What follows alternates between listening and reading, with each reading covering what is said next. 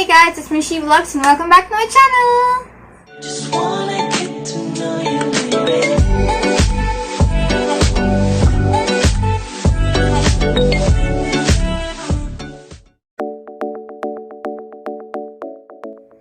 So for today's vlog is gagawa po ako ng ice whiff coffee and which is named as the Dalgona coffee. Super viral siya ngayon and syempre itatry ko din kung paano gawin.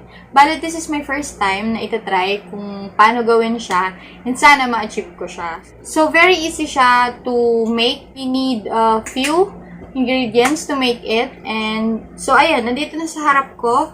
Hindi nyo masyado makikita pero ayan, nandito na sa harap ko yung mga ingredients. We only need 3. We need coffee. Any coffee na meron kayong available. And sugar and then water. Warm water. Meron kayo niyan. 3 ingredients. You'll only need to mix them well para makagawa ka ng whip. So, makikita nyo sa video. Papakita ko sa video yung paano ko siya ginawa. Without further ado, let's get started! So, ayan na po ang ating mixture. So, imimix ko na sila. Ayan. Continue stirring. Ganun pagawa ko ng whipping cream. So, ayan. Halo lang ng halo. Ayan. After 5 to 10 minutes of stirring, makakagawa na tayo ng whip. Ayan.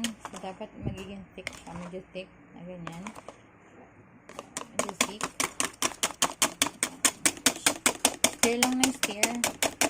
Guys, natapos na siya. So, for about 5 to 10 minutes is nakagawa na tayo ng meron akong whipped cream. Ayan. So, ayan. Mabilis lang siya. And meron din ako ditong milk with ice. Ayan. So, kung ano available na milk na meron kayo dyan, pwede na yan. Meron lang. Kasi nga dito sa amin meron lang akong birch tree powdered milk. So, tinimpla ko na lang siya and nilagyan ng ice. So, bale, ilalagay na natin sa top tong coffee. And then, yun. Done na siya. Pakita ko na lang. So, ayan. Ayan.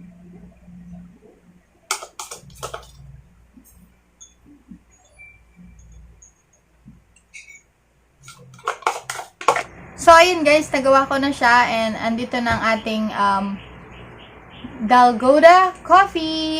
Ayan, super dali lang kung paano gagawin. And ayan, ititaste na natin siya maya-maya. Pero papakitaan ko muna kayo ng short montage for this.